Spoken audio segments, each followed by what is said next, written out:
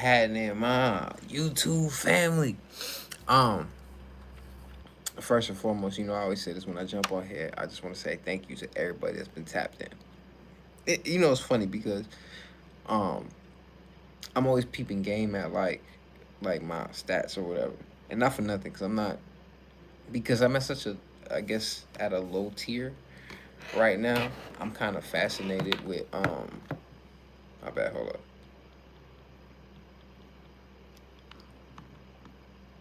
Not this shit, bro. Because I'm at a low tier right now, I'm fascinated with the numbers because like it's as pure and as organic as possible that it can be. I mean, because I'm even in the beginning of the year I was doing a lot of like marketing, but I kind of stepped back because I realized uh, where I'm at now. Like I got blessed with the situation that I'm in, right? And since I've been here, I was able to acquire certain things for myself, so I kind of whipping in that again. Um, I kind of even the way that my ideal way of living and treating myself and carrying myself, like on health tip and stuff like that, I've been able to shift and like lean toward that direction as well. Like just eating better, um, working out. Cause that boy getting so I'm telling you, don't let me get my sex on. And don't mind the braids. No cap. I low key try to do this shit myself. Cause I was like, man, cause I've been spoiled. This is a side note, just to address it. Cause I probably look crazy right now, even though I think this shit look cool. Um, I've been always spoiled with my hair. I've never paid to get my hair braided because I've always had amazing women in my life that would do it for me. Um, it's funny. My ex was just teasing me about, oh, you should tell such to do it. I'm like, girl, stop playing. I ain't even talked to this person in a minute. But anyways, neither here nor there. So I was like, fuck it, let me see how to do this shit myself. I seen how they did it, whatever. It can't be rocket science. That shit's because I really want dreads, but hair texture, you know what I'm saying? So much DNA my daddy passed on. Um, but anyways, um, like I was saying earlier, I'm fascinated with seeing how uh, where I'm at, who's listening, like what people are listening to from me, because I'm doing the bare minimum when it comes to like pushing it. Um, and not for nothing. It's only because I'm for a long time, for a very very long time, and just be as transparent as I possibly can. I've been neglecting the business side of music and just my financial freedom plan as well, right? Because yo, what's happening? What's happening? Um, because especially when I started feeling like I started taking a stride, like musically, and things started taking place. Join the stream. I don't even know. Shit, I'm on stream now. I don't know how that works. Um, when I started hitting my stride musically, where I'm like, oh, I'm performing, I'm meeting people, I'm networking, I'm working and doing stuff like that. It felt like I was throwing paint at the wall, right?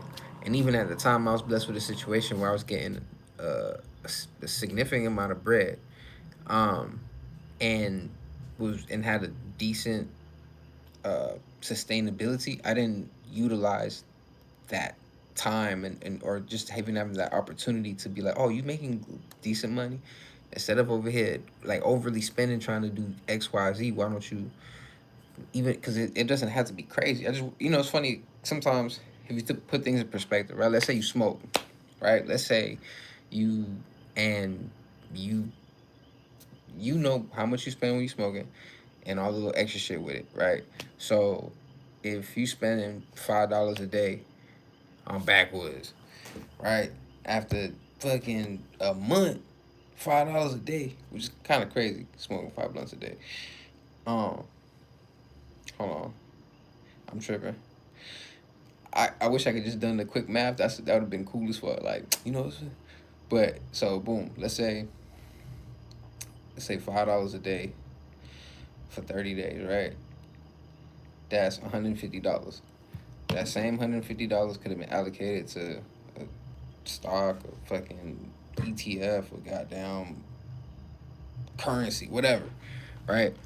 Um, And but sometimes it could be something just as small as that, because we all know we get paid. You get what I'm saying? If you got a 9 to 5, you know what you're making, right? And it's about like, it doesn't have to be big, because sometimes, like I'll say for me, for myself, right? Like I try to over, like I'm like, oh, I get paid twice a month. All right, I'm paying all my bills. I'm gonna say the whole check. it, that's not that, depending on how you really allocating your funds and really understanding everything that you're spending on. That could be realistic and it can be, right? So I have an old supervisor told me this. Shout out to Mr. Ashley. Um, he called it like the bow and arrow effect, right? So let's say you want $1 million. So you don't aim to make $1 million. You aim to make $10 million, because you might not hit the 10. You might hit 7, but it's way more than what you wanted in the beginning. You know what I'm saying? What's happening? What's happening? Um, it's way more than you want in the beginning. So you always want to aim way higher than what you actually want. You know what I'm saying? And that with anything. So, whatever. I'm giving all this backstory and context to say that in this space that I'm in my life right now, I really want to focus on just creating like a real foundation for myself, because plan B, plan C, plan D, plan E, plan F, G, so on and so forth is to make plan A work, right? I love music. I love creating my art. I love hip hop. You know what I'm saying? Like, you know what I'm saying? This is something I truly, honestly love, right? And there's a piece of me that's like, damn, I I, I want to participate, and I don't want to half-ass nothing, because you know what I'm saying. I feel like I got great ideas, and I have my own story to tell. Um, and due to the limitations of certain things, it makes it a little difficult to, you know, you know what I'm saying? That's why you don't see no crazy high budget video of me right now. I got certain music videos. All my real music videos been directed by the same motherfucker, which is shout out to Francie, because he's one of the greatest filmmakers that y'all see eventually. But and that's big bro. But I would love to make more visual content, right? But then at the same time, it's like I don't want to just rap in front of a nice car. You know what I'm saying? Or, oh, I'm at this night.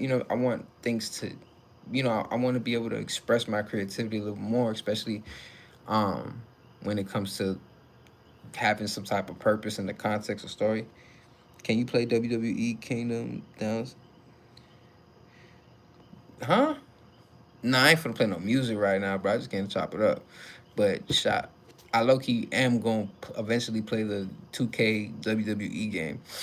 I low key think that'd be a fire ass. Just create my character and get the championship belt on the internet would be fire. That's later on. I got some things I gotta focus on first. Before I could get back into my free creative space. Cause priority one is to get the tape out, and you know, and even, oh my god, I got some, like, again, that's another thing, right? I got some really dope ideas that I want to implement, but obviously everything costs.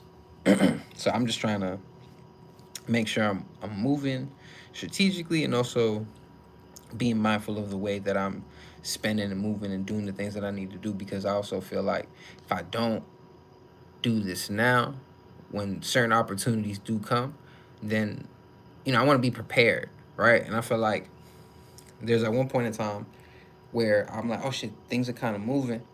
I'm in these certain spaces, but then I realize it's like, okay, you still gotta. It sounds crazy, but you do gotta play to pay, right? One, because if you're dealing in an industry, it's an ecosystem, right? You have to invest into, because you're not really paying, like, yeah, you're paying for the services, the people, or whatever the case may be, but that you're really funding yourself, right? It's not like how, it's in the 2000s or the 90s where, what I'm saying, record labels, like, or there was like real A&Rs, and there's, oh, this person's talented, let's develop the star. Now it's like, oh, you got a catchy song and TikTok dance. All right, let's have this wave. That shit cool for a week, 2 weeks, a month, and then that shit just disappear into the ecosystem of the hundreds of thousands of little fucking sound bites that we experience throughout this year, versus like a song that lasts. You know what I mean? Because even I think it's real interesting with the conversation that people are having with, like, cause it's funny, right? Cause I've been watching Glass and Malone podcast. He's so funny, bruh. He be saying some real shit. I probably agree with like 98% of everything. Man, I don't even want to go into like my person, but I'm a fan, right? And the homie Nick, he's the one who put me on glasses a long time ago. And but it's funny because I was like, bro, you gotta tap in with this because I'm curious to hear my dog's opinion. And he was asking because he asked a question that was recently talking about yo, is commercial this like is Drake needed in commercial rap, or is commercial rap dead because of the battle, or like this whole narrative, right? And like it's funny how the internet and social media is now, because we know what's in our algorithm, right?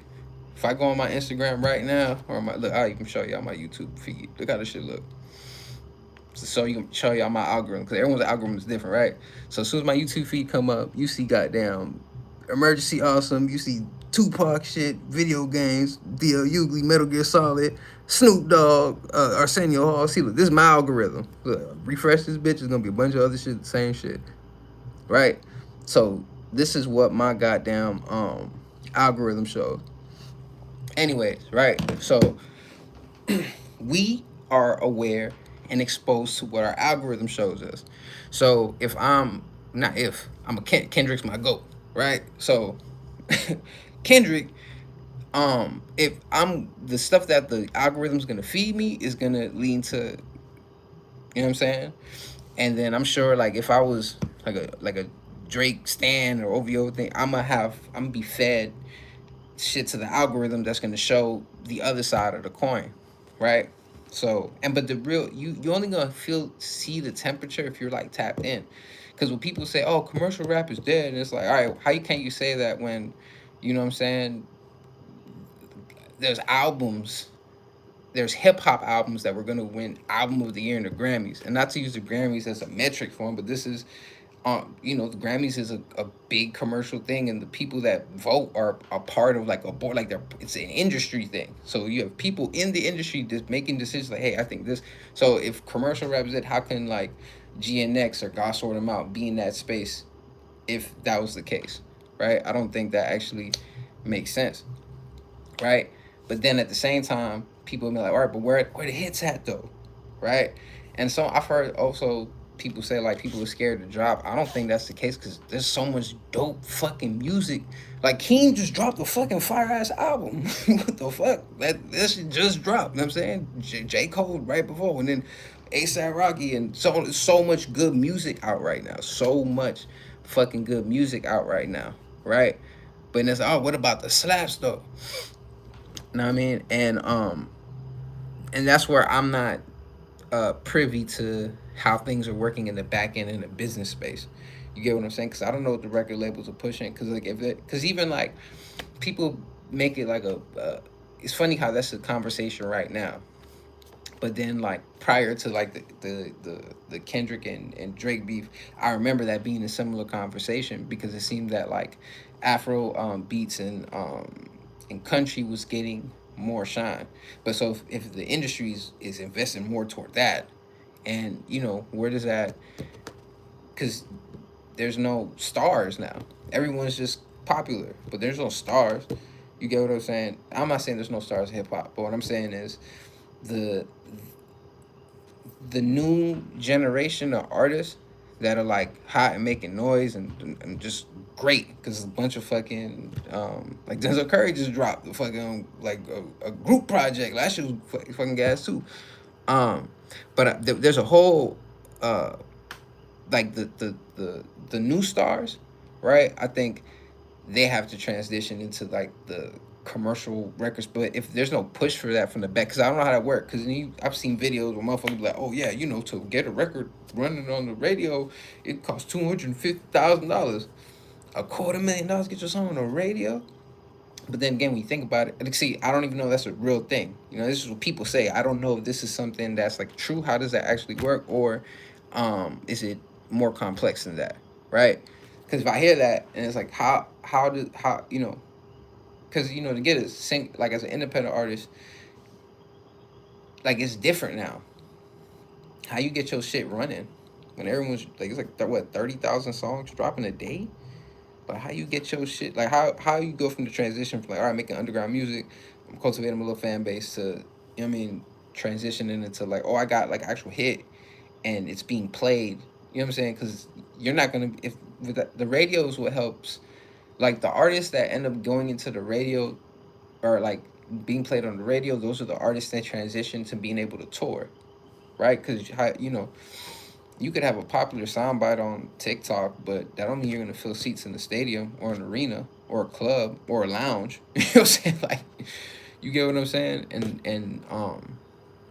And then the tour itself is as well helps promote and build the fan base. Because I even previously, I think it was 21 Savage was talking about this. Someone was talking about this where they stopped doing clubs and started doing venues. I could be, it could have been 21 Savage or whatever, but I think it was him.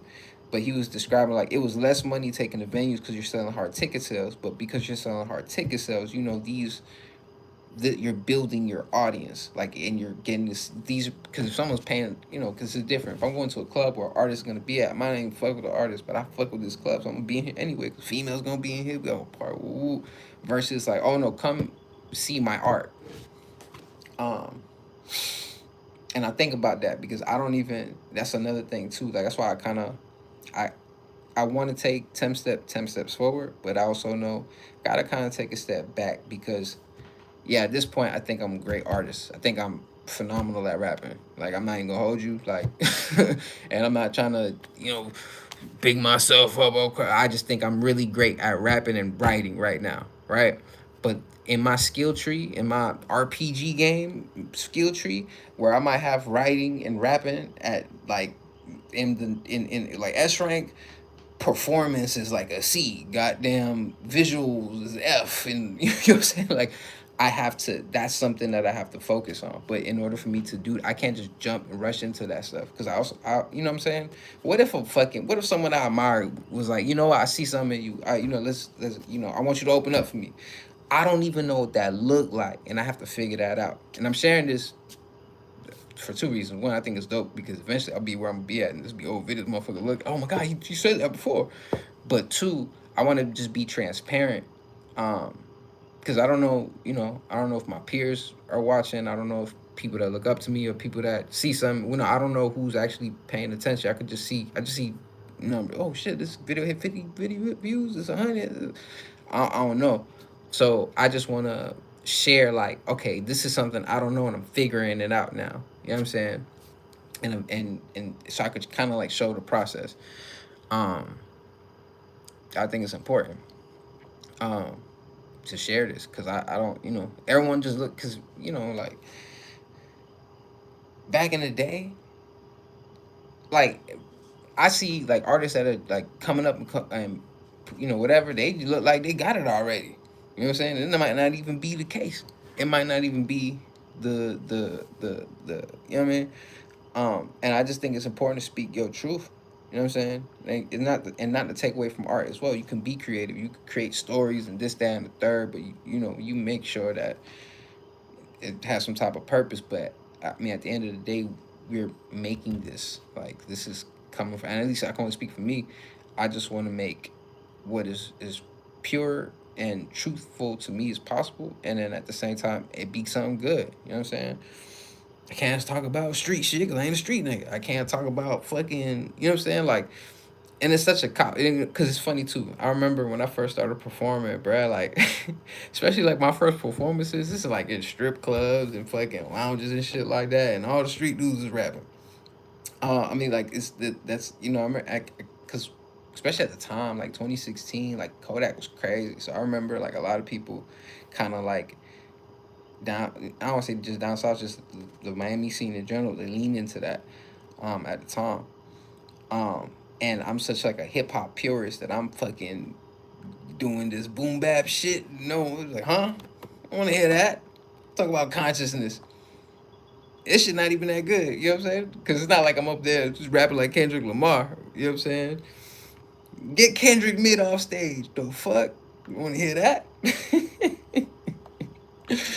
um, but it's just interesting. So it's like, I I leaned into me at first. Like if you listen to Free Jewels, like it was my first like complete body of work. Um, with like a narrative and like I actually try to make something like beginning, middle, and end. And I think it's cool too because if I go into like break down to the science of it in Free Jewels, I have seven songs on the track, right? And then the eighth song is my boy Nick's song, right? And the first seven songs all represent a different chakra point. You know what I'm saying? I was in my spiritual bag. I mean, I'm saying, but at the time, I was, learning about comedic science, and I'm watching all these spiritual debates and this, that, and the third, and I'm reading all these different type of books and shit like that. So I was like, oh, I'm gonna do some fire shit. So if you listen to Free Jewels, song one, Anika's son is a red chakra point. Then you go to Chasing Amy, that's the orange chakra point. And I can explain because the red chakra point is like the foundation. It's like the survival, like you know what I'm saying, the lowest. I don't say the lowest frequency, but that's the grounded, right? Then you go into Chasing Amy, which is the orange, the second chakra point, the orange chakra, and that's supposed to represent like lust and desire, right? Chasing Amy connects. So on and so if you like uh not sonically but narratively wise, each song represented a chakra point. I think it's interesting. Like, granted, I think it could have been me doing that same concept now probably executed way harder. You know what I'm saying? But I only knew what I knew back then. I wasn't producing myself back then. I wasn't. I only cared about rapping. Like, even the homies be like, bro, you could just download Pro Tools and you could cop a mic for this amount. And I'm like, no, I don't want to do all that, bro. I just go to the studio, bro, because I don't want to do all that. And it's crazy because now in my life I wouldn't have it any other way. I love recording myself. I love sitting here. I'm literally sitting down. I can grab my mic right now and just rap. Um, Eventually, I'm gonna have my little setup so I can stand up and shit like that. I think it's better for expression. But, anyways, I'd rather record myself. But at the time, I didn't. Um, when I made that and stuff. But anyways, I feel like there was a point for me making all this. Um, oh, so yeah, so when I fast forward up to now and kind of just looking at my journey in retrospect and just like the different things that took place for me to be exactly where I'm at now, I think the most important thing for me to do as a man right now is make sure that my foundation is good so I could be prepared for opportunity. That's what I want to do, and if I might have to take a little more time, because even there's things that I wanted to do with the tape that it didn't pan out exactly how I wanted it to. Uh, Yo, hey, I'm on live by the way, so be mindful of what you say, okay? Okay, so wait, I'm on. You have to say so. Do I nobody have to? can hear this thing. All right, hold on. I'm gonna put. Hey, I gotta put y'all on mute real quick. My bad. Hold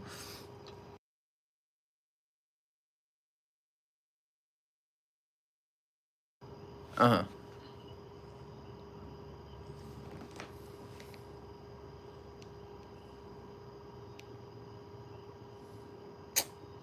What? It was, man. Hey. Hey, no.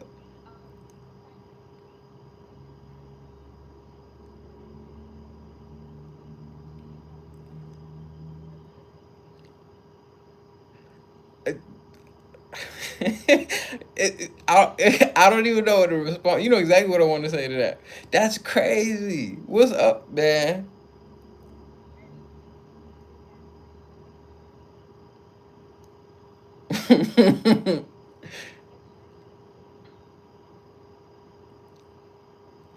I, you know that certain people make, yeah. When people try to bend the universe into their will, shit go bad. Like,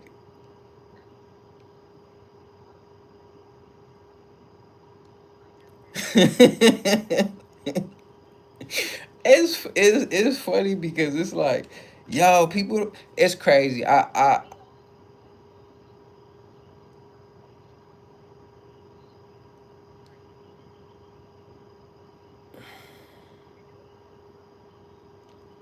Yeah, I Man, yeah. Wait, so what you shared with me earlier, this was all recent? Like, god damn. This shit today. Mm. Um, it's unfortunate, but if you drive in the wrong direction and you tell them, hey, you drive in the wrong direction, they're like, no, it's okay, I got it. Eh, you gotta let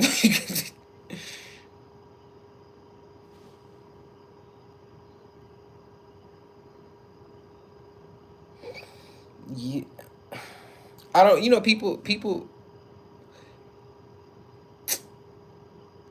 it,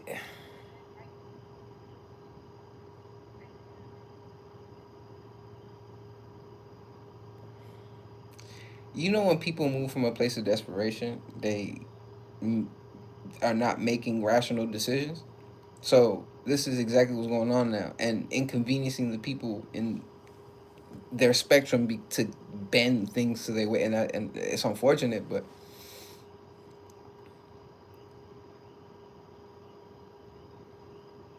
nah,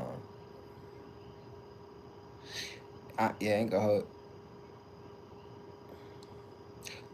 I'm gonna be honest. You gotta kind of be a little honest and not kind of. You gotta be honest with like, hey, you know what I'm saying? Because some people don't know how to be accountable. You know what I'm saying? And it's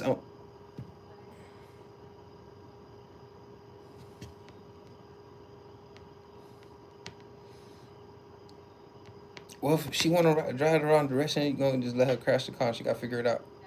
And it's unfortunate, but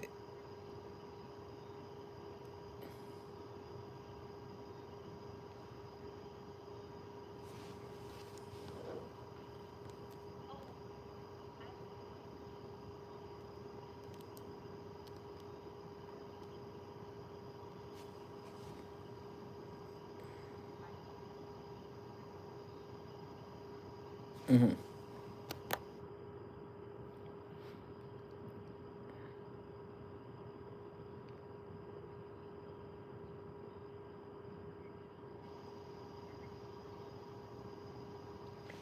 yeah, nah, that's crazy.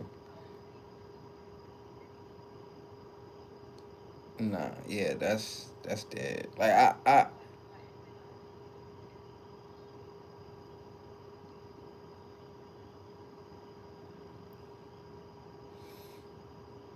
nah, yeah, nah, nah. Hey, listen, I'm on live, man. I can't we have this go. I'll let you later. But I'm on. Um, that's crazy. My bad, y'all. It's so funny. But yeah. Um, damn, where I was at, man. It's funny because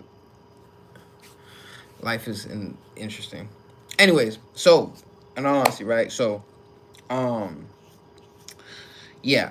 Where I'm at right now, I'm definitely my hand itching. Oh, that means some money for the con. All right.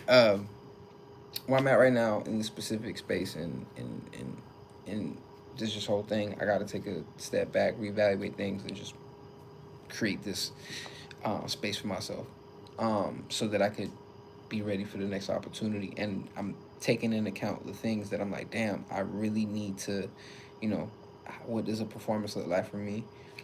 Visually, I kind of know what I want to do, but I kind of gotta figure out how I'm gonna be able to create that as well. Um, because I'm in Puerto Rico now, I'm not in Miami. I don't have the same, resources and homies and stuff that I had before. Um, I don't even know if there's a hip hop scene over here. That's another thing that I mean. I know there has to be because I went to Tyler's concert and everybody was singing this. Even the songs I ain't know, motherfuckers is singing it word for word, and I was just like, oh my god, thank you Tyler for letting me see this. Like it's possible over here. You know what I'm saying? I was like, I could, you know what I'm saying? Shit, maybe like 20 people out here fuck with me. That's cool. You know what I'm saying? Like, but being able to bear witness to that, that was fire, bro. That was fire. I'm super grateful for that. But yeah, because my circumstances and my space allows me to just do what I can. That's what I'm just doing. I'm doing what I can. And then taking into account, okay, if I want to be able to present and do certain things, and just like even, I gotta study, which my fucking notebook. It was funny. I ordered Dochi's notebook. I thought that was fine. I'm like, fuck that. I love Dochi, and I'm like, I'm gonna get this goddamn notebook. So like I've been just studying, like if it's school, but studying for me. So all right, cool. What do I need for this? I gotta make sure I got this lined up. I bet this how much this costs. This how much this costs. Okay, cool. All right. If I have from here to here to do this, what can I put put to the side or whatever. You know what I'm saying? Even like my 5 year plan, which I think it will happen way before 5 years, but I give myself 5 years because if things were just to be the same up until that point, then I'll be able to achieve it in the 5 year period. But as I expect, and God always intervene, um, especially when you're doing your thing and focus. I think that's when God like, all right, cool, let me get you the other blessing. Um, you know, but I have something that I want to do within the 5 period, which I think is dope, super fucking dope, and it'll be another another plan B or C to add to plan A. Uh, so it's just important to me that I make sure that this foundation is set, and that I'm also, learning how to take my time. This tape is the longest I've taken to make a tape. Like, Revenge of the Nerd was there, but it's like, nah, because I made that relatively with a short period of time too. Um, but this one was a little longer because it transformed. It was initially like, oh, this is going to be the one, and then the idea shifted. I mean, I think this is the one, but I'm saying just like, I have like a dream album that I want to make, like when I'm on, called the manuscript, and the idea is dope because it's I don't mind sharing this. I don't even know who watching. There's one person on this bitch. I fuck with you. Thank you. Um, the idea that I have is to, like, I think I shared this before too. Is the world's oldest complete book is called The Maxims of Ptahhotep, and to keep it short and concise, um, this African brother, right? Because Egypt's in Africa, and it's called Kemet, and Kemet breaks into Black Land. I feel like I do this for context, because motherfuckers be acting like you go to the museum, you got African shit up here, Egypt way over there. Put that over there. What's wrong with y'all? Let me try to separate. Like, God, the further back you go in history, the darker everybody getting. People be forgetting that. Um, because you know what I'm saying. Anyway, that's neither here nor there. Um, fucking damn, I done forgot my point, bro. I'm so sorry, bro. Damn, what was I just saying? I'm sorry, I'm a little tired. Goddamn. Uh, I was just explaining about fucking. Oh, so the world's oldest complete book. So the book was made as a spiritual guide of how to live in accordance with Ma'at, which is Ma'at, to make it as simple as possible, means balance, like balance in the universe. So it's a spiritual book to the person in Kemet's spiritual. He was a priest, so he was. This is a book made to the spiritual successor, spiritual son, right? And how to live in my house. I'm like, yo, that's such an ill concept. And I was like, I want to. That's like my, like, if I ever get like a sign of some crazy shit. If I ever got to the point where it's like that, that would be the tape that I would. All right, this the one we making. Um, and I have some other ideas from other stuff too, but it's not fully formed. But that's like the dream album to make. Um, but I started making that, and then it got split into two different things. So like Heru, which is an EP, it's a 3 song EP I dropped last year, which is the first thing that I dropped through Rock Nation distribution. Even though people say, "Oh, you could take 15," man, that's Rock Nation distribution. At least I got like a couple projects on there, and then whatever. That's a whole different conversation. So the intro, which event it was called something else, but I ended up calling it Amari Love, was the intro for the album on Heru. Um, like the Dream Tape, because I wrote that. That's the first song. Like, goddamn, when I went to the Chance the Rapper's Writings on the Wall, um, again, to keep this short, because I could go into the whole thing about that. But when we went to to listen when he had like the beanbag set up. He gave everyone composition books. So I remember we even tell himself, "Oh shit, my next tape, I'm gonna do it like Ti did Paper Trail, and I'm gonna write all my lyrics down." So Amari Love, the song Amari Love, track one on Haru, is the first song that I written in years that all the lyrics were written on paper.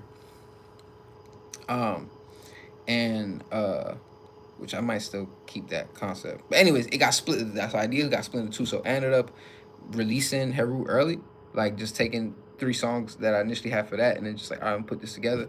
And then the tape went from making that to the concept of the worker versus rapper, because I was really in that mind space of like, damn, I'm working and I'm a regular fucking person, but I have a dream and I'm making music right now.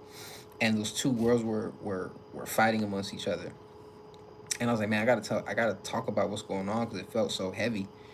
Um, Especially coming to Puerto Rico now, and that things are transitioning in a better way. Um, it it it it it allowed me to reflect and be like, damn, bro, I was really goddamn like going through it and uncomfortable and feeling like I'm on edge all every fucking day. Um, and I had to express that, and which even kind of storytelling, not at the same time. I blame Lil Wayne because man, his raps used to sound random back now. Actually, there's a science to that. I feel like Wayne raps the opposite of Jay Z, where Jay Z sound like he's talking directly to you, but there's so much shit layered. So if you just pay attention to the surface level, it's like someone's talking directly to you. But if you listen into all the nuances and the double and triple entendres, this shit is crazy.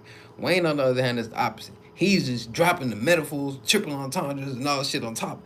But it's a connective tissue. So it's like the opposite. Anyways, whatever. I don't even know where that came from. That's neither here nor there. But having I wanted to be like, hey, damn, let me make sure that I'm making like, because even if you listen to Act One of WVR, the Stove Man is the chapter of the worker, right? And each song sonically is like from elements of hip hop that I love, right? So the intro is a dreamy type sound. You know what I'm saying? Almost like I think Ross's production is phenomenal when it comes to his albums. So the intro kind of gave me that feel, which is funny because I wrote the intro to Family Ties. Like the beat, if you listen to Dogma and you listen to Family Ties, they sound like two completely different songs. But I wrote the lyrics to Dogma on Family Ties, um, which is crazy because once I started making the beat, I was like, all right, I just need to be around this BPM, but let me figure out. You know what I'm saying? And I already had the lyrics committed to memory, so making whatever. That's the whole different thing. Um, so you listen to track one, it has like that soulful sound, and then you listen to the worker track two, it has more of like a boom bap East Coast feel, right? You listen to track three, which is more money, it has more of a West Coast sound feel, right? And then we go to track four, which is Cash Advance. It kind of has almost like when I made the beat, I'm like, damn, that sounds like some shit I could hear J Cole on, right? Um, so sonically, I made those first four tracks like that because it's almost kind of me paying homage to my favorite, um, like I don't say genres, but my favorite like cloths in hip hop. Because even More Money, if you look, if the instruments in More Money are like, because I'm fucking like these.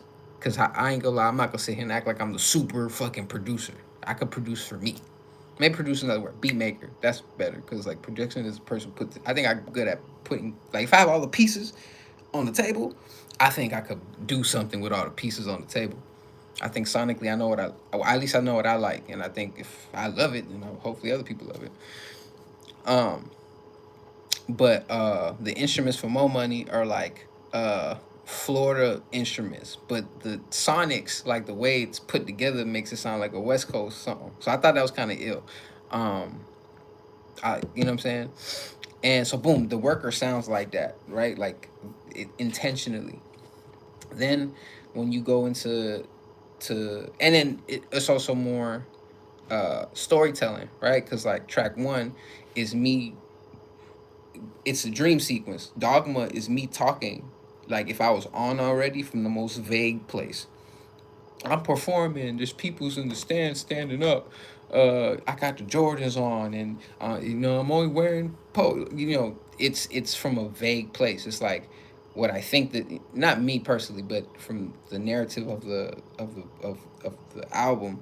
Track one is like, oh, this is what I think being on is, and this is how I dream of it.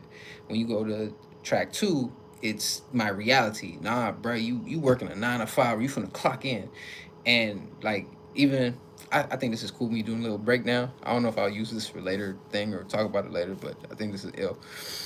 Um, when you go to track two of the worker is I'm describing me getting to work, right, and me at work. And then it's like verse one. So to break it down, so verse one is me describing getting up. All right, I gotta work, but I need I got a verse that I'm trying to write, right? Like, but shit, I gotta go do this 9 to 5. Fuck it, let's go ahead and get this money. Boom. All right, I'm describing my life on the bus getting to work. Like, okay, I'm paying bills on my phone. I'm fucking. I need to get this verse done. Oh shit, I gotta take this girl out. She texted me. It's been a minute since we actually whatever. Like I'm describing me first verse, like the reality of me getting from point A to point B. Verse two is I'm at work and I'm describing what's going on at work, but I'm also fixated on making this song because if I don't make this song, I might not. You know what I'm saying? This could be the one, or this verse or whatever, right?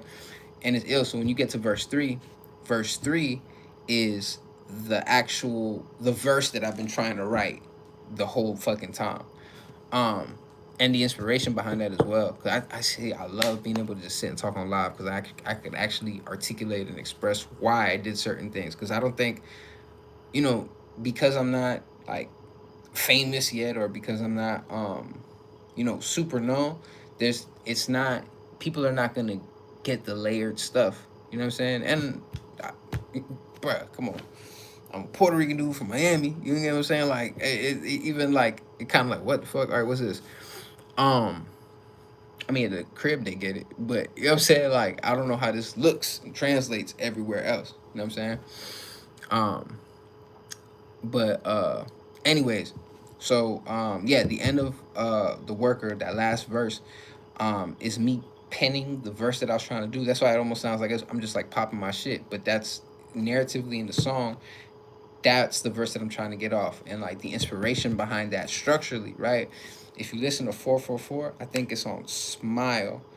I remember Jay Z was talking about it, and he was talking about the last verse on Smile, where it's like, oh, that was for me. I forgot the actual words that Hove said specifically, but he was talking about the last verse on Smile. That was just me going in, or something to along those lines. When he like jumps into like, far as draft picks, mine did not get called. Bet before I go, I put $1 billion on the board. Hall of Fame Hove, I did the auto out of pen. I knew that was coming. Had to remind y'all again.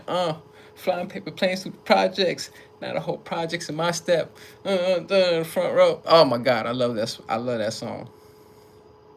Bad times turn to good memories. Even when I gotta go remember. I'm gonna bump that shit to borrow. Best but admit it. I love 444. 444 is my fucking shit. That's why I called 111. My second album's called 111. Obviously inspired by 444. And because 111 was the angel number that was just popping up in the universe. And then girl out there at the time was like, oh, you don't know about angel numbers? And then I was like, oh, this is kind of gas. What's this about? I love anything spiritual. Um, But boom, so yeah, that's the worker. And then Mo Money was originally called Payday, and cause Payday, Mo Money and Cash Advance are it's like part one and part two, right? It's the yin and the yang. Mo Money was originally called Payday, and that's the feeling of cause I made it more, and then again for context, the first four songs I'm making them like songs, right? Like so. Mo Money was made to be like the slap, you know what I'm saying? I'm like, oh, this is, you know what I mean? Um, and so I mean, Mo Money is it's a feeling of payday. I just got paid. I'm about to go cop this. I'm about to get fresh. I'm about to go out and eat and blah blah blah. This and the third. Cash advance is the complete opposite of that. It's the reality of like after I got paid, after I paid my bills. Now it's okay. Now it's reality. I got to do this. I got to do that. Woo woo woo. Whatever. So that's the chapter. That's the worker chapter. I'm showing you my dream, my reality, my my my rewards from my reality, and then my what's it called, the truth of my reality, right? Like this is all from the perspective of the worker, right? This is the societal mask that I put on, right? And then boom, you go into act two, which is the rapper. The rapper is broken down, and I'm looking at something, literally just rubbing my freaking fingers on the desk. Um, so now the rapper starts off with Lockhart, no stress. Oh man, I haven't even whatever, I can say this now because I ain't watching. See it later. Um, Lockhart, no stress. The rapper, and been like that. The last three songs we ain't gonna talk about that, but I'm gonna talk about what's already out, right? So this is from the perspective of the rapper, right? This is all right. Amari's outside of work. This is when Jose turns into Amari, because I'm, you know what I'm saying. This is like, all right. This, well, even though the intro is kind of, it's a dream sequence, but it's still a part of like the reality. This is my dream. So then you go into Lockhart. This is all right. I'm off of work. I'm free. I'm me, right? And then that's why I started off with the love song, right? Because um, Act One is goes from like, oh shit, I'm feeling good, and ooh, and then it's like the incline of like, damn, uh, reality's settling in, right? Lockhart is like the intimate scene with my girl in album. Now, granted, just for context, I'm single, right? This is inspired by, you know, as a man in the dating world, we gonna see, or there's gonna be cycles that repeat with the different women that we experience. So I kind of molded all that to make Lockhart, like, you know what I'm saying, so it could be broad enough where it could fit, like, you know what I'm saying, I'm, come on, bro, ain't no way people ain't experiencing being intimate with a girl in the car, right? You know what I'm saying? Like, even just, oh shit, we gonna meet at the spot. I bet. Ooh, like that's a, ain't no way, unless you wasn't getting that when you know what I'm saying, when you was in your late teens or the 20s, especially when you had the spot. Ah, we finna park by the park. You know what I'm saying? There's no security over here because your mama home. Right? You know what I'm saying? Get your mama home. All right. But anyway, so next in the story, that's so that I start off the rapper chapter intentionally with Lockhart because she's the person, like, after the world has beaten me up, narratively in the story, she's the one that breathes life back into me, right? And then we go into No Stress. Then No Stress is, this is when the tape turned into like, all right, fuck it, I'm gonna do the slaps. I'm gonna be rapping. This is the rapper now. Like I the one, you know what I'm saying. This woman breathes life back into me, and I'm ready to take over the world. So when you go to like No Stress, then you go into the rapper, which is me. Hey, this is what I do. This is what I've been doing since for the minute. And then when you go to Ben like that, it's like, all right, you know what I'm saying? Yeah, I'm him. You know what I'm saying? That's the energy. Like Ben like that is. I don't know if it's my favorite song on the tape yet because even the last three songs or so, it's the first two acts. It's already out. It's just on one YouTube video, right? That's the album, right? The last three songs. This is the the Stoic Man section, right? Because that's the combination of the rapper and the worker. But I'm not gonna lie, those last three songs are just hella. It closes the chapter of this, but it's hella personal. But anyways, going back to the breakdown of the rapper, right? This is when the tape goes from like more traditional hip hop soundings to like real 808 trap heavy inspired sonically or whatever, and I'm still popping like my shit, but at the same time doing it in my way. um so I do love the act of the chat of the rapper, and it's cool. I can't wait to actually like show y'all how it sounds with like the story and stuff, because in a weird way, it's like I have this album is three different stories at the same time. unintentionally, right? Um, there's a story just sonically itself. If you listen to the album from the beginning to the end, there's a story taking place. You know what I mean? Within the context of the music, because I'm showing you from dreaming to rap to my work life, to my financial vices, to my financial struggles, to to the intimacy, to oh shit, I'm defeated, oh shit, the woman blew life back into me, boom, now um I ain't got no stress. You know what I'm saying? I'm here. I'm living good actually. You know what I'm saying? I'm reminding myself that I'm actually in a good place. And then boom, this is what I do. I'm the rapper.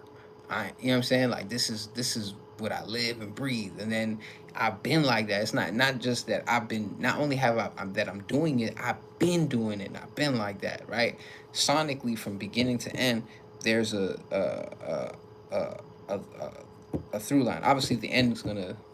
Well, I can say the name of the last three songs. So track 9 is called Icha Icha. I actually just finished getting like the final mix and stuff of that. The song was beautiful, right?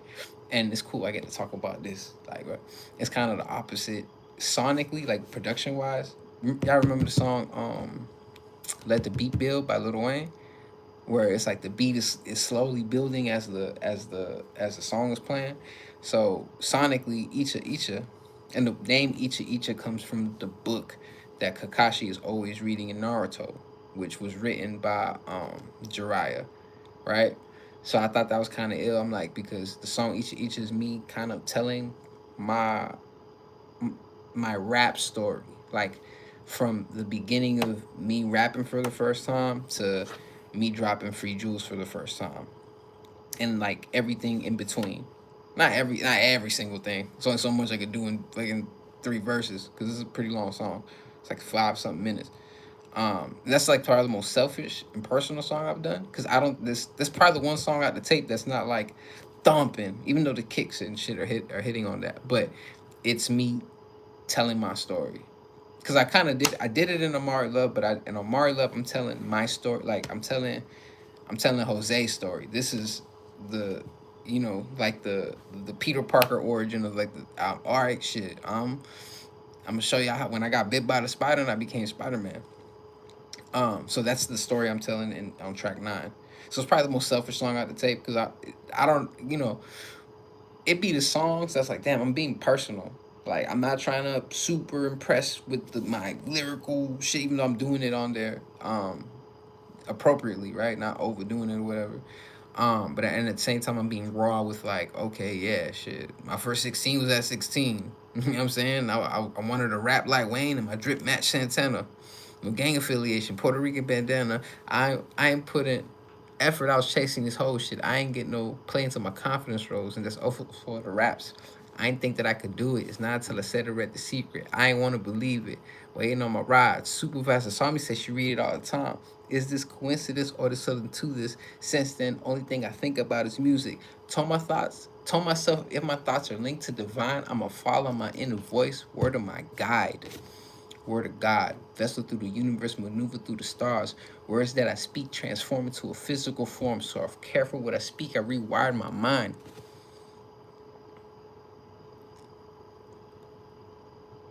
Hours turning minutes, seconds doing research, studying the shit. Unlock the door without a keyhole. The deeper that I dig, I elevate higher.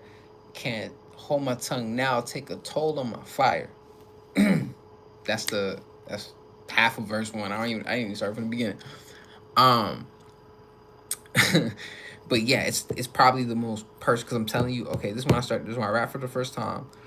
These were my shit. We was doing this with the homies. Oh shit! Now I'm gonna take it serious. I can't get caught up slipping because look, I'll tell you right now too. Son, like my friends, my day ones are a big inspiration. Shit on life in general because these are my brothers. But I remember when I first you know, one of the things that I always wanted to do, especially from the era of hip hop that I come in, because when I was listening to rap music and hip hop, bars mattered, flows mattered, punchlines mattered, rapping, like actual the ability to rap mattered. So that was the focus in the beginning. And I'm like, I can't make nothing trash because if I make something trash, the homies they gonna tell me from the jump. So there was a period where I was making music, I wasn't even sharing it with my dogs, right? Because I'm like, damn. I remember this is a funny story. I told Nick this. He probably he did not, or he don't remember this, but I remember the first project that I made together was in 2013. It was called NWO, right? It was called New World Order. This is because it's around the time where it's like, oh, 2020, and when it becomes 2013, the world's gonna blow up and blah blah blah, all this shit. So I thought that was a cool idea. Like, oh man, let's play off the Illuminati shit and like whatever. So that's the first project body of work thing, or technically the second. SPG tape don't really count because that's just a collection of songs that we did, and it's one long ass SoundCloud video. Um, we got a song called "Crank That Grandma," bruh. I gotta. Hopefully because the homies is not gonna let me just release this shit. They'll cuss my ass out. But I want them to let me release it. Cause it's out in one video, but I will chop up them fucking songs. We rapped on everything, bruh. And it's funny cause like me and Nick were like the two out of like the squad where we took like rapping serious. Not saying that the homies didn't take rapping serious at certain points of time, but as far as consistent, like, oh, we going for it, right? But that first mixtape, I got a verse and Nick got a verse. So it's funny how you know what I'm saying. Like the homies are talking about some crank that grandma, bruh. The fact that there's a song out, bro. I'm gonna get permission, bro. Cause they'll kill me if I just drop the shit. But the homies had a song called "Crank That Grandma," bro, and it's so funny. It's so funny. It's so funny. It's so funny. But anyways, um, each of the it goes from there and then all the way up until the point where I dropped Free Juice for the first time, which was the first like album that I did on, you know, like on major streaming platforms and like, oh shit, it's on my album so title, like type shit, right? So that's track 9. Track 10, it's called Brand New Day, and it's a flip. It's actually that song is a sequel to the song No Way Home that was on the End of the Love tape. But Brand New Day is like, oh, okay, I'm here. This is who I am. I'm blessed. I'm able to, you know what I'm saying? This is a new day. This is a new me. This, you know, my higher and my lower self frozen hit the fusion. A fusion. Best of both worlds, rich thoughts and broke thunder. Pen hit the past, sparks fly, hit the thunder. No law enforcement, I ain't running. No law enforcement. I'm just running up a ticket, and I ain't even got a lot to kick it. I look back. I love that verse. Look forward to rejections, confirm what is not for me, uncover my third eye. I can see the unseen, tap into the spiritual. Youngin is an earth, son. My Venus is an Aries, so you know I'm already loved. For no time wasted, every moment treated major. Retreat to reconnect, how to resurrect my passion. Hand transactions, what a spell make magic. How the fuck you just come with a smile and be snapping? Then I'll see the turmoil or feeling of my bad days. How to meditate just to keep myself from spazzing. Trouble being trauma got me guilty. I can't help be productive. No wait,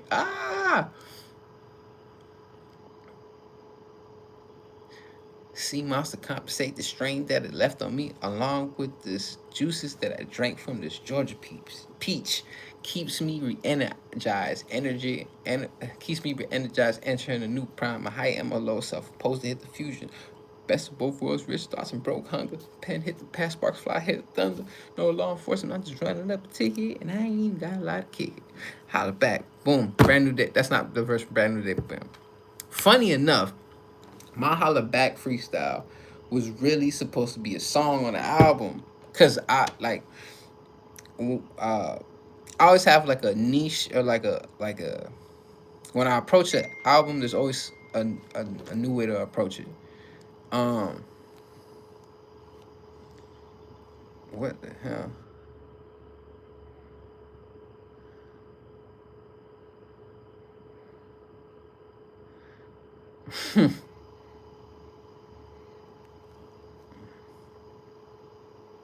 hmm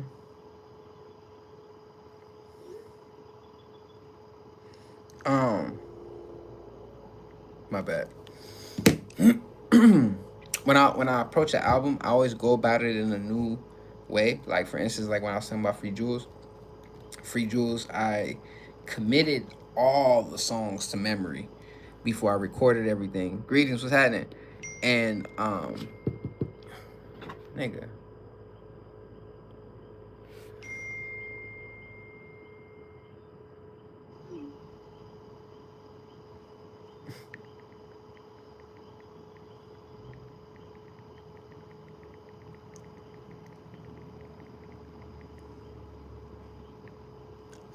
oh, that's funny. Panama won the World Cup. I don't even know nothing about that, bro. I'm be tapped out of sports, bro. Now, I ain't gonna lie. I heard they dropped the Doomsday trailer in CinemaCon, bro. I feel like a bitch of that. I can't. I'm gonna be on my nerd shit, bro. I gotta see. That's why I want to be tapped into that world, bro. Wait till I drop this comic book. I'm gonna work on a comic when I'm 40. I got 4 years to go. I got 4 years prime Amari Love rap shit. I don't know where this is gonna go. Cause I could be here now in 2 weeks to like, hey, we're going on tour, and now I'm stressed out because I don't even know what my what my performance set look like. I need help. Um, but goddamn, uh, yeah, man. But anyways, oh yeah, I'm sorry. I just want to say this part, and then I'm probably gonna tap out. So my first album, um, creatively, I always go about it in a different approach. So I committed all the songs to memory. I didn't even really write none of the lyrics down. Cause that's when I was really on my Jay-Z shit. Like I gotta commit everything to memory in my head, whatever. So every song in there, for the most part, I wrote it in my head, and I tried to nail. I didn't. I don't think I nailed every verse one. Like I didn't do every verse one hit take or whatever. But the majority of that first album is all done in one take, and you know that's how I approached it. 111 was the first tape that I started exercising production, like because my homie Fat Boy, shout out to my bro. Fat Boy was about to leave to the army, and around that time, I was, that's when I was outside and trying to, and I was just splurging on trying to perform and be here and do this and do that, and that shit didn't pan out. Not all the shit panned out for how to Lisa's point, but I was kind of like, damn, I'm focused on being outside and rubbing shoulders with celebrities and shit like that, and I'm not actually focused on making music. So I had locked in with Fat because Fat Boy's been always making production and beats and stuff like that, and he taught me how to make beats, and then we created 111 together. Like he'll just cook something up, and then I'll start writing real quick, and then we just like that's the first. Like, what I'm saying? It's funny too because it felt like when we was kids, just like because we was recording in Fat Boy crib, um, so it felt cool too. That was a cool little era when we made 111. I was in love again and shit, and then like whatever, you know what I mean? And so that was really made sporadically, and that was my first time. Because what happened was, Fat Boy left to the army. He passed me over all the files for the album, and when my FL would try to open up the files, like it corrupted. Thank God we had the splits and we had the, but it's so I had to kind of reproduce what he pretty much gave me the skeleton, and that was my first time like practicing with production and like chopping up the because there's something that I get out of like, all right, in this part of the verse I'm gonna pull the kicks off and you just hear the 808s, and it's gonna emphasize this part with what I'm saying. Like I love doing all that, like the production aspect of it. Then Revenge of the Nerd, um that was all punching. The whole tape was punching in. Like I cause you know what I mean? Like I was like, all right, cool, I'm gonna start, you know what I'm saying? Even though for the most part I'm like, I sitting there thinking about it. Cause everything got it, like especially when I'm working on a tape. My mindset when I'm working on an album, every song is intentional. You can name any song that I've made that's on a project. Maybe not the love tape. That's different. That's the first. That's I don't even really count. Um, and I think that's my best body of work too, which is crazy. Um, to be honest, I love the love tape, and I can't wait to make part two but I gotta be in love again, or I gotta be really heartbroken. But that's and hopefully really in love again. because I don't want to be really heartbroken. But for me to make a sequel to the love tape, I want to feel the sensation of being in love. Right now, I love music. Right now, I love my friends, my family, my grad. You know, I have a lot of things that I love, and I do feel love. But I want to be in love, so I can really. That's why I like even a lot of girl records that I have now. It's based on past experiences because I've been doing my little thing here in Puerto Rico, but it's not a real like you know I kind of miss a real connection, like a real. It's funny. I think about it now. Like, I feel like relationships, and this is a whole different side content. But fuck it, we on live. We doing this. This is my fucking channel. I'm for the talk. What I was talking. I'm gonna go back to what I was talking about. Um, right now, um, a lot of relationships. Um, I need to word this correctly. I gotta be mindful of what I say. Um, relationships feel from a media uh, generic standpoint very transactional, right? I'm gonna take you here and spend money on you, and you gonna give me some pussy, or I'm gonna get him some pussy. You know, um, like I kind of, I the times where I felt the best is when I was in love. You know what I mean? And especially like I'm a Taurus. You know what I'm saying? I'm Puerto Rican. I'm a man. Like all this. So with that in combination, like I feel like Superman when I'm in love. Um, toxically too, because I know God don't want me to be in love right now, because I'll just start canceling everything. Oh, just whatever. Follow you. God got you. People, man, I'm the type of person. This is bad. This is actually bad. I think morally and and my character is good, but it's ultimately bad to me. I'm the type of person that, like, let's say my girl or whatever, she needed $80, right? And I got 20. You know what I mean? That 20 planned out. I'm holding down this 20 until Tuesday. I'm like, all right, cool. All right, I'm gonna take this. I'm gonna buy $5 this. I'm gonna be able to buy the backwoods. That shit gonna last me until Tuesday. All right, I got 15. All right, bet. I make sure I got this. My gas tank full. Got food. This and that. I ain't even go. All right, not saying that this is my circumstance. Now I'm just saying, if my girl needed 80 and I only had 20 on me, I would figure out a way to get her to 80, be at zero, and then figure out, all right, I'll be straight. I'll figure this out. She wouldn't even know. You know what I'm saying? I wouldn't even tell her, right?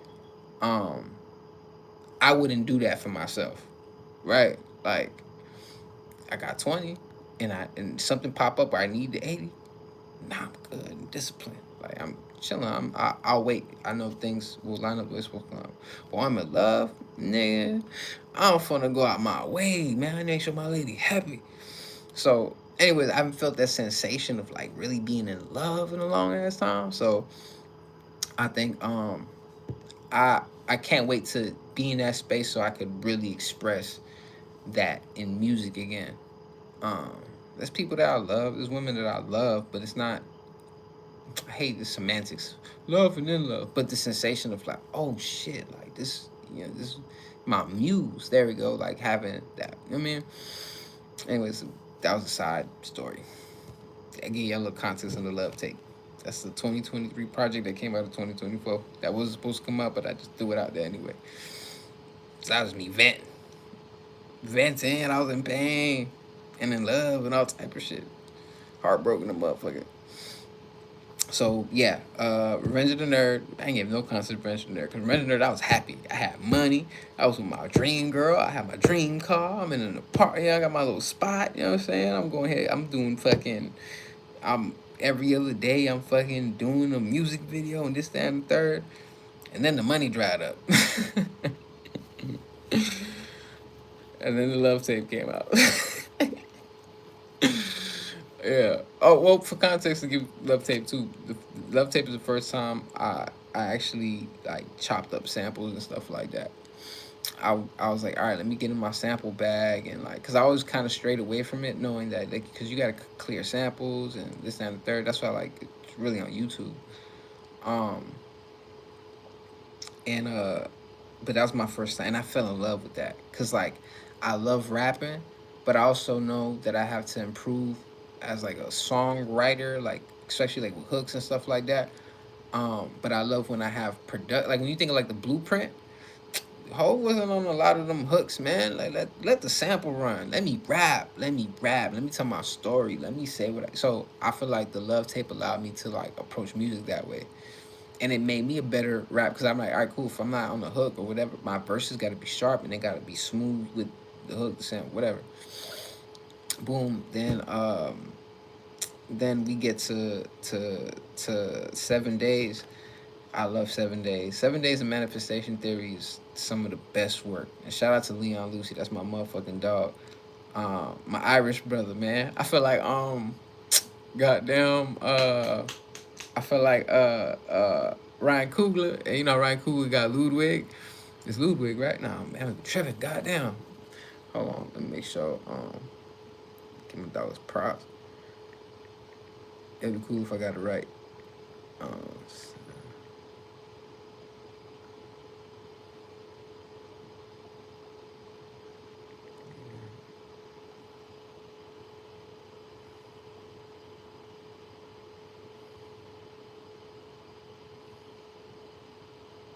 Ludwig, yeah, okay, I did get it right. It was Ludwig. All right, cool, cool, cool, cool, cool. That's like my Ludwig, dog. Cause all right, this is how I came about, right? So whatever, I dropped. When I dropped Revenge of the Nerd, it was 2022. You know, it dropped the same week as Revenge of the Nerd. Mr. Morale, the big step. Let me tell you how that man stepped all over my. I'm just kidding. I like. It's not like I'm on, so that you're. But I remember. I'm excited. I'm about to get Revenge of the Nerd out. Ooh, ooh. Then Kendrick dropped the post on IG where it's like that was last album with TDE and ooh, and I'm like, oh my god, bruh. I was thinking Kendrick dropping before me. Nobody's gonna listen to my album when it dropped, cause Kendrick dropped. I'm not gonna listen to my album when Kendrick dropped. Kendrick, it's Kendrick, and so it I didn't appreciate my own shit till someone that I know close to me. Shout out to Liddy Willie, man. That's my dog. He was like, man, Revenge of the Nerd, my shit, bro. I was talking to another mutual friend of ours about it, and I'm thinking like, you heard the tape? I didn't even know you heard the tape. He's like, yeah, bro. And he told me Rich Thoughts was his favorite song on there. Amari don't need a Mary Jeans. I just want to double out the same one. Meek drove on the interview with Taxstone. I could make a man. I'ma still be rocking Polo Wolves with Michael Jordan sneakers and Louis Vuitton logos on my jacket. I used to want to ratchet shit. Now I'm in the mansion high chasing all these actresses. Young's been the activist, so now I barely conscious. Swear to God, I'm turning pessimist to optimist. Wait, Rolly on the left wrist, gold band, go Rolly on the left wrist, black face, gold band with the diamonds around the frame like I'm Richie Rich. Get it? Cause on the album. Now that I think about that same line, I would have flipped it a little differently because it's from the album called God dang. It's I uh, the game is to be sold, not told. I was shot and murdered. I tell you happened. Can't tell you how it happened word for word, but best believe that these will get what they deserve. Hold on. I think it's survival. It can't be survival of the fittest. Richie Rich. I fuck with Richie Rich heavy, bruh. I just seen one of his interviews that he dropped with uh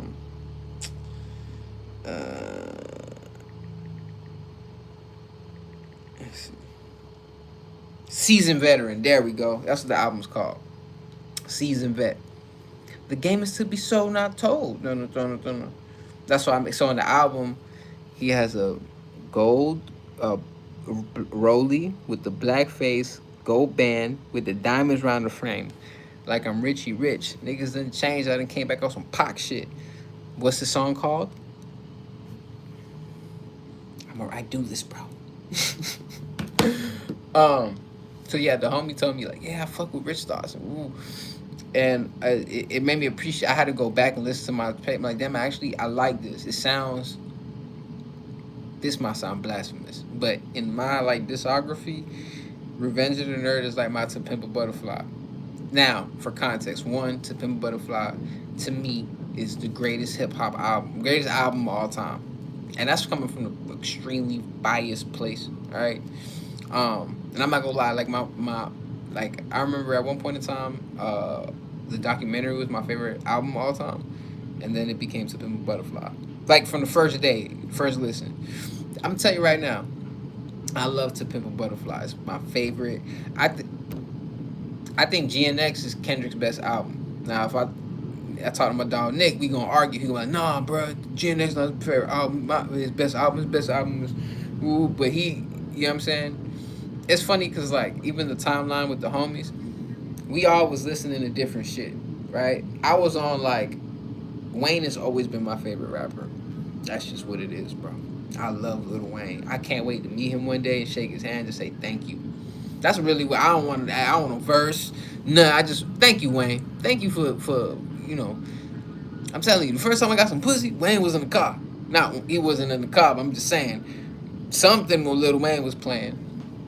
Miss Butter Pecan Caramel, Southern Belle, hotter than a summer day in hell. Under her spell, she said her name was Chantel. She said, I got a man, I can't tell. Cause when we be rocking, I get it popping like an Amstel. Like right up in the hotel, kissing the stairwell. She blows kisses to my handheld. She's an angel, her name should be Angel. I'm rich, I hit her with the rich man spell. She got a wet man hole in her man's fell. Whoa, she slipped in the inkwells. I saw jellyfish and seashells. No further details. I love the smell of a female, and you want hell of a female. I telling you, female, we could be sea-sailing, a late night emailing. Who we man, get it popping on the late night.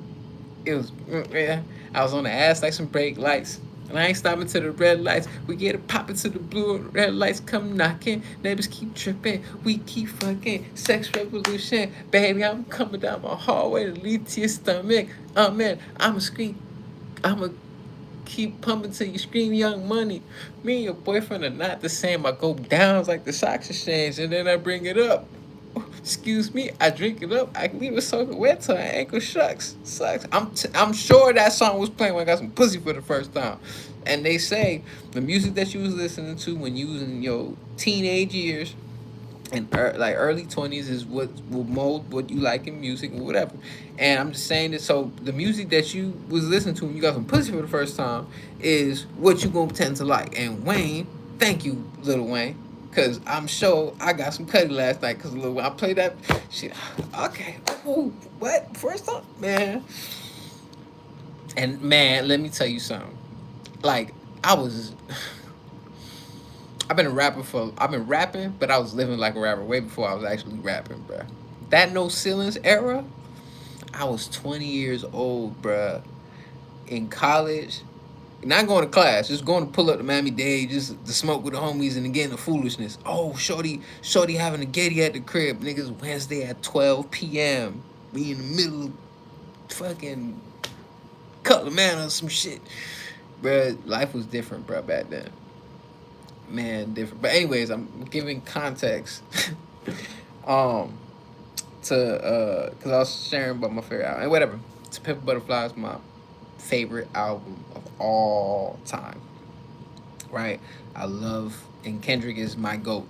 Like who I think is the goat of hip hop of all time right now, currently 2026, is Kendrick Lamar. You know what I'm saying? That's like it's fuck. Kendrick is the fucking goat, bruh. Is the my goat, right? You know what I'm saying? And and I'm saying that to say that To Pimp a Butterfly is my favorite album of all time. It's so flawless. And I remember, I think I've showed this before, but the first time I heard it, I bought the album the first day it came out. Coincidentally, the goddamn the I was working at a call center at the time, and which is if you from down south, you know about a Lorca. Everybody goddamn that was everybody first job. Oh, what the fuck? Would have been not working. But yeah, I was working at a call center at the time. To Pimp a Butterfly came out, and I remember that that album was special. Like in retrospect, I know where my biasness comes from that album. My bad. I'm just trying to turn this shit on so the light can come back. Okay, cool. I know where my biasness comes from that album because when that album came, like I think the first song that he dropped was "I," right? When "I" dropped, that was around the time where all of the homies kind of linked up again for the first time. Cause like, um, I've lived all over Miami for the most part, primarily down south for the most part, right? So my day ones, the homies that I've had since I was 12, 13 years old, we was all living in South Point apartments. So I think I wasn't the last one to leave. I think the last one to leave was like Fat. But, from like 13 to 20, for the most part, we was all living there. I think Cameron was the first person to move. He moved to North Carolina. Carl ended up going to the Army. Nick moved to Orlando. Fat ended up moving to Orlando and then doing whatever, right? We all kind of split. So when the single I came out, that was around the time, that was the first time we all kind of clicked up after like kind of being separated for a minute. So I remember listening to, we I might be conflating the times, but I remember motherfuckers was playing Pokemon Go and listening to I Love Myself. We hanging out the window trying to catch Pokemon in Orlando. Fucking crazy. I might be conflating two different times, but for sure I remember specifically when I dropped, that was like the song we was all playing. Cause I remember I think the first cover art was like something with like hands and like a blue flag and a red flag or something to that effect. And then I think the Blacker the Berry, the Sweeter the Juice had dropped before that. So those two songs, and granted, like at that time I was like a casual Kendrick Lamar fan, right? Like you know, me and the homies we was deep into hip hop.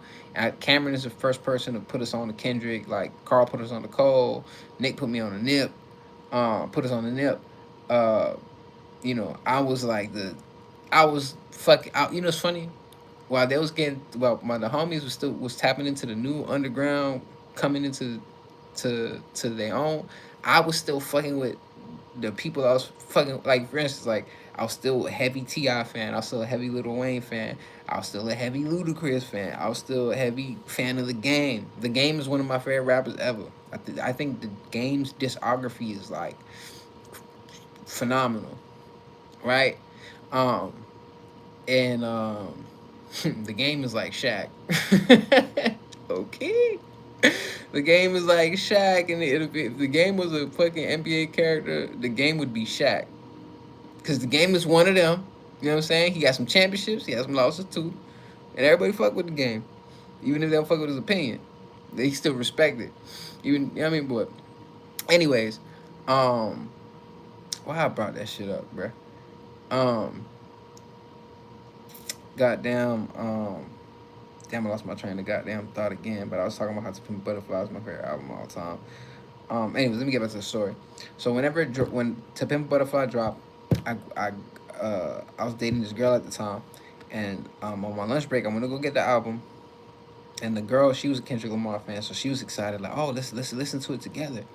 Um, so I remember, boom, whatever, we at work, we get off work, we jump in the car, we drive to the front of her house, roll up, put the CD inside. I had an Elantra at the time. This was before I wrecked the Elantra.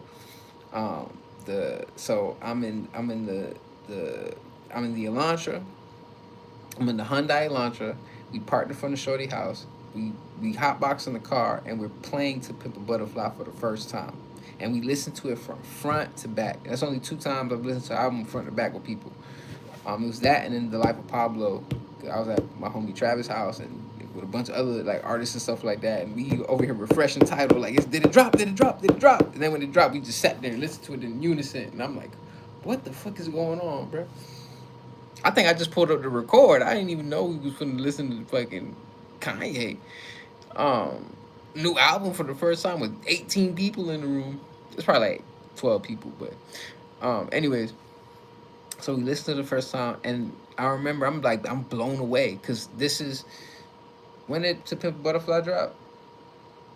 Um, Whenever To Pimp a Butterfly drop, I was in the midst of making my first mixtape, and you see this problem. That's why I ain't tapping into Kendrick and them earlier, for real, because they ain't scared. I'm like, I'm like, bro, this is a masterpiece, bro. So then we get to Mortal Man, and one of the most beautiful written songs I've ever heard in my life. And then he goes back into reciting this poem that he's been trying to get off throughout the whole album. And then, you hear him talking to somebody, and he's like, damn, this is pretty dope. It's really artsy. And then when I hear Tupac's voice, lost my goddamn mind. The moment I heard Tupac's voice on "To Pimp a Butterfly," I immediately, because at that time too, I was watching a lot of like Tupac conspiracy videos and all. Like I feel like I know way too much about Tupac and what happened to Tupac that I should know. I was obsessed watching so much. I love Tupac. Tupac. I don't even look at Tupac like a rapper. This man's an icon. And I studied, like I was watching videos on people talking about Tupac, everything, just Pac, Pac, Pac. So at the time, I was heavy into like, just even finding like classic interviews and just hearing his insight on stuff. So I'm listening to this and I'm like, nah, I'm a real Pac fan. I've heard every Pac interview ever. I've never heard this. This is real. Tupac is alive. I'm texting the homies in the group chat like, bruh, Pac is alive, bruh. Kendrick found Tupac. Niggas like, what you talking about? I'm like, bruh, Pac is alive, bruh. At the end of Mortal Man, Kendrick is talking to Tupac. Then I go on the internet and I'm looking, I'm like, nah, ain't no way. He must have been in Cuba. Like, yeah, he got shot. They snug him out the hospital and he got into a helicopter. And just because, if you seen the video that dropped after Tupac passed away, it shows him going to Mexico and then all this, you know what I mean? And for a day, for one day, I was that was the illest feeling in the world for one whole day until they was like, oh no, this is a interview that we had that was like from Germany or some shit. But for one day, I thought Tupac was truly like I could honestly say I thought Pac was alive, and it's because of Kendrick Lamar. I mean, technically, he reincarnated, spirit right there. Um, Reincarnated. I, I reincarnated. I was stargazing. Life goes up. I need all my. Yep. Woke up looking for the broccoli. High key, keep a horn on me. The Kamasi IP, the ownership, the blueprint is by me. Mr. Get Off, I get off of my feet when I hear music. It makes me dance. You nigga couldn't try me and try to say buddy pass, but now to the direct. I got the money and the power, both gyrating. I feel good, get the fuck out our face. I look good, but she don't got no taste. I walk in, walk out with the safe. Squabble up. I probably butchered that shit.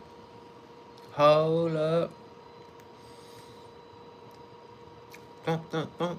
Baby rocking it. Quick crow crow on the blow when you're rocking it. Crow. It was Wolf take us on sale till I silence it. Pipe down, young. These a whole nother politics, bitch. That's a lot of bitch.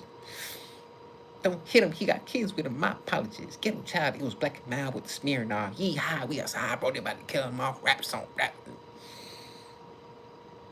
Hey, Dot, can I get a drop? I'm like, nigga, no. Yo, Dot is funny as fuck.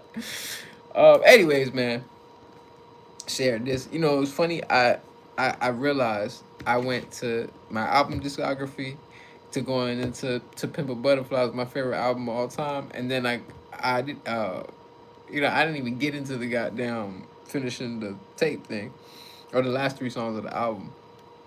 So yeah, it's a brand new day, and then the outro is called Grateful. Um, or I might change it to something different, but the song is almost like not affirmations but gratitude. I'm saying what I'm thankful for, and I'm saying what I'm grateful for. Um, and okay, I'm thinking about doing like a track like how J Cole had at the end of 2014 for Sales, where he's just like talking. Like I think I should that this might be the album that I get to do that on, cause the movie version of the album with the skits and stuff like that, I was supposed to end the album a certain way, and I just gotta see if the homie come through, bruh. That's the thing. When I'm working with people, one of the reasons why I do a lot of things by myself is because like I'm so like I need this like this and I want it like this. I'm open to it being done. We don't got stick to the script. We can make magic happen, but it has to be done, right? And when people not on your timing, and not for nothing, because I know people got lives and got stuff they got to do. I don't really. It's not a thing where I'm like, fuck, like I understand, right? Simultaneously, I think it's important, extremely important, um, to not kind of let that. If things don't work out, you can't uh, let go of the plan. You can't let when things do not work out. You cannot stop the plan. You just gotta figure it out. You know what I'm saying? So that's one of the reasons, kind of why like I tend to not not that I don't want to invite people in. I want to, but at the same time, like I, it's just like, bruh, I'm someone that say if I'm gonna do something, I'm gonna do it. If for some reason I can't do it, I'm gonna let you know, hey, woo woo woo, I can't. Like, you know what I'm saying? Like, I'm gonna let you, I'm gonna be able to at least communicate that. And some people don't wanna do that, bruh. And it sucks because I'm a little stubborn. So like, if you told me you was gonna hit me up and you never hit me up, I'm not hitting you up until you hit me up. I don't care if I paid for something. I don't care. Like, nah, y'all, you told me that, hey, all right, cool, we finna get this to you here and this and that. There. If I don't hear from you, then you're not finna hear from me, cause you know what I'm saying, like, cause I can't. Sometimes I feel like I've been dependent, or no, not really, but I don't want to be dependent on other people for the moves that I need to make, right? I want to work with people, and you know what I'm saying, like I got a bunch of verses out, bruh. Bunch of verses out, like that just haven't released yet. You know what I'm saying? One of my favorite songs I did was on my boy, like my boy's doing the Dragon Ball Z tape, which I think is a fire ass idea. I'm not gonna go too much into the details because that's for him, it's his project for him to say. But I got a song on there. Hopefully, it's all lined up. But the song that I sent on, it was based on like Super Saiyan 2 Gohan, and I'm a Kendrick fan, so the way I approached it was kind of like the way that Kendrick approached the prayer song. So I'm rapping from the perspective of Gohan, but it's me, right? Like the things that I'm saying, it's leaning into me as Amari, right? Like, or my experiences. Like, how the verse go? Um,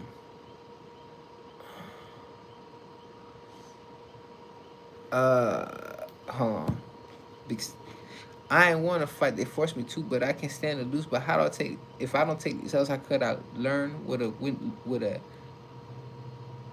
I don't take this. How could I learn what a loss would do for me? Learn my ways from Demon King. I heard Kami when he speak.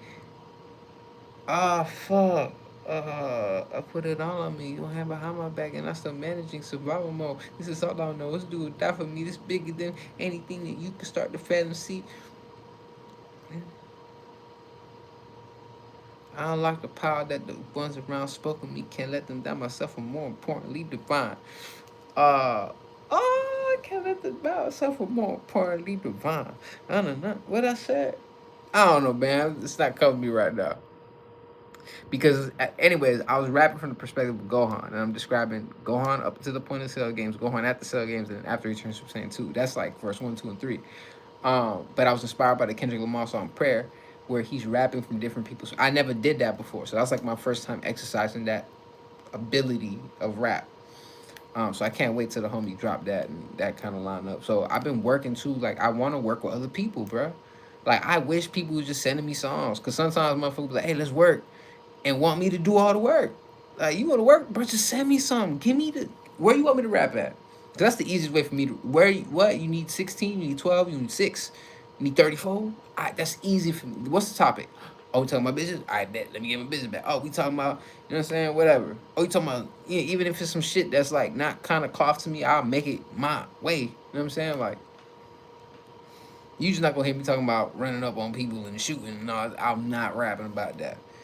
Now, if I'm popping my shit and I can get like a gun bar off or some shit like that, y'all will know it's rap, or it's a metaphor. Like my verses are strong like this. Like the gun is describing my ability to rap or whatever. But if it ain't on that, you ain't gonna hear me talk about, man. Well, I'm 35. I'm a grown ass man, and I feel like that'd be irresponsible for me, because it's not. That's why I like a lot. Like even in my, I strayed away from talking about like, cause I grew up where I grew up at, bruh. Ain't no fuck. I'm from down south, bruh. If you're from Miami and somebody like, hey, if somebody you from down south, they know exactly what I'm talking about, right? And I lived in Paran. Like Paran is where I met all my day ones. We lived in Southport Apartments. I lived there from 13 years old, 19, 20 years old, and then after that, bounced. And now I get in my apartment in Naranja. Then I was staying there for 2 years. Then fucking we ended up. I ended up moving back to Kendall, and I was living in a warehouse. And then I was dating this girl at Homestead, so I'm in Homestead all the fucking time, pretty much living with her. And then I was living behind my studio spot, but studio. I'd rather take a shower at my girl crib than take a shower in the studio because that shit, cold shower, whatever. Man, that shit was crazy living in the warehouse. I saw footage of that, and me like in this bitch talking like, yeah, I'm in the warehouse. Woo. Um, and anyways, right. So I always, cause people know me, bruh. People know me. I done bagged your groceries at Winn Dixie. I done fucking made sure your auntie didn't get fired. I done made, you know what I'm saying? Gave your brother a day off. I've lived and worked and been in the down south community forever. And then when the hip hop shits, when the down south scene started picking up a little bit, I contributed to that too. Like I was there. You know what I'm saying? Like, um, but anyways, um, fucking um anyways, man, it's a oh yeah, what I want to say was I would not talk about shit. I would like, you know what I'm saying? Yes, bruh. You know what I'm saying? Like I lived in the hood, okay? You know what I'm saying? But I wasn't outside doing no street shit. We was outside, but when we say we was outside, we was playing manhunt, we was playing football, we was playing basketball, we was fucking, my Fat Boy's mom was a cookie lady. We over here drinking Czech sodas and eating pickle eggs and shit, and then going to play basketball for 5 hours straight.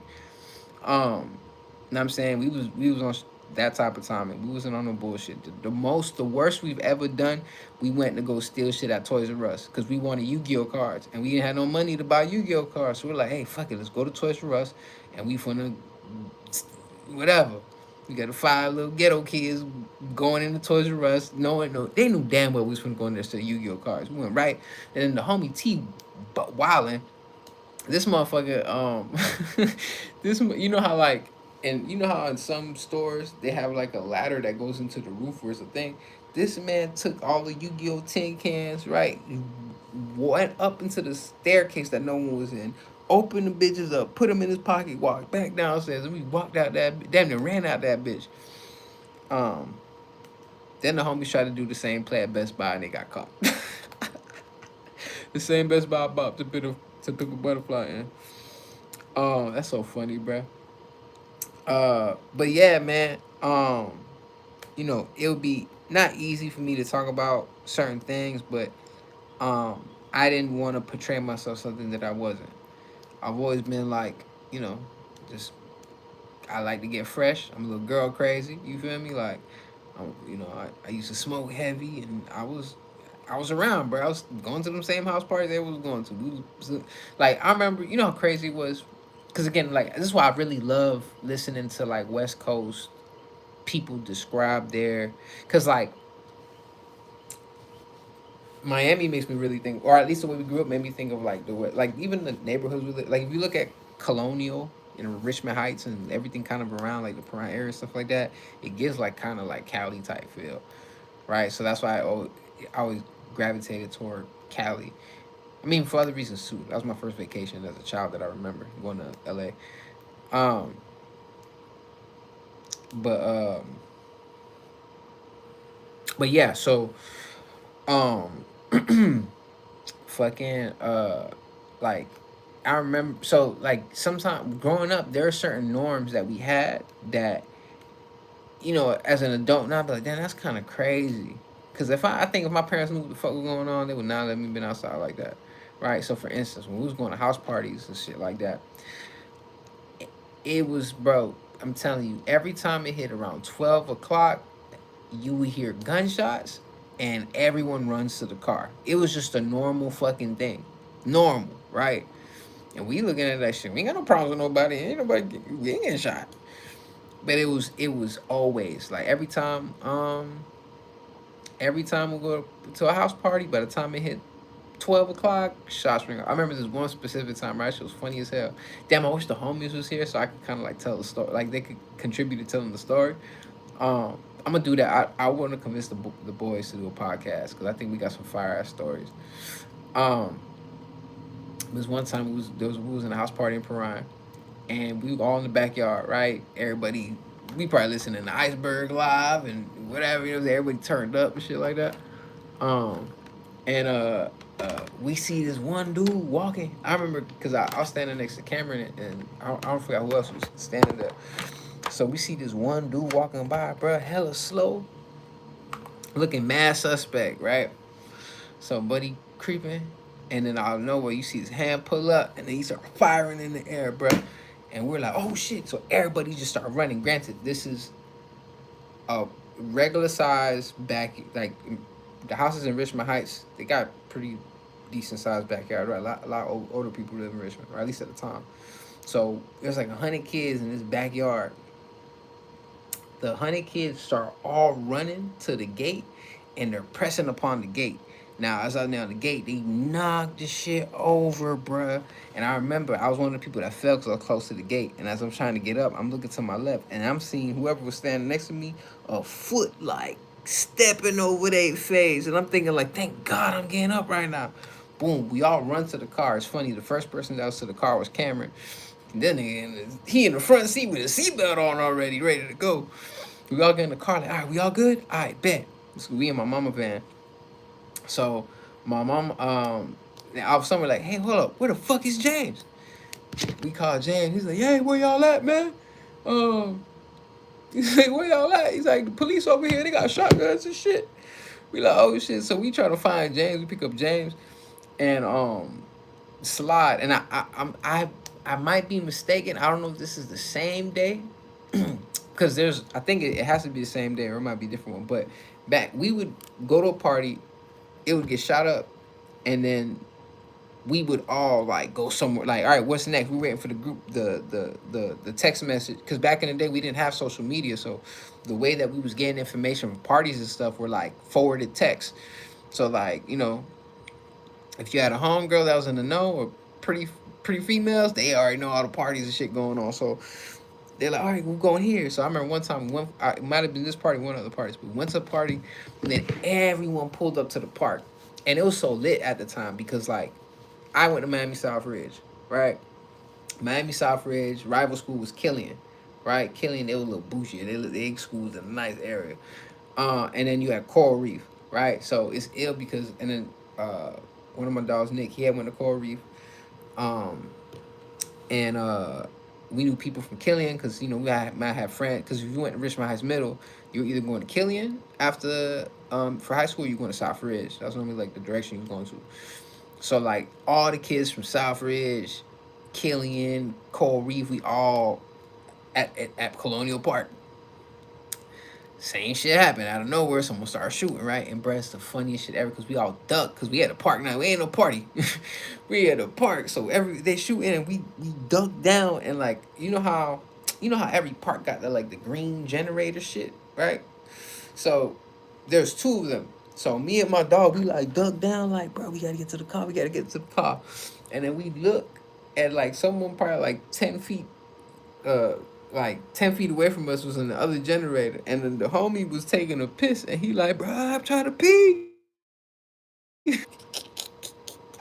Bro, I swear that shit was hilarious, bro. Cause we sit there like we try to look like where's she coming from, and we look to the left, and the homie was like, bro,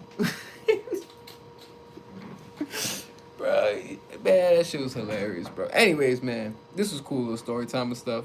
I know I'm jumping from topic to topic, but I just want to chop it up with y'all. This is always fun to me. And for anyone that's watching this video in the future, up until this point, you a real one. I love you, for real. One, thank you for even taking the time out to know who I am and just experience me, especially at this point where I'm in the transition phase of being at the lowest level to becoming somebody. This means a lot. So anyways, y'all stay blessed. Y'all live in abundance. And make sure that you remind yourself that you, him, or her, or they, or it, okay. I gotta work on the intro, guys. Peace.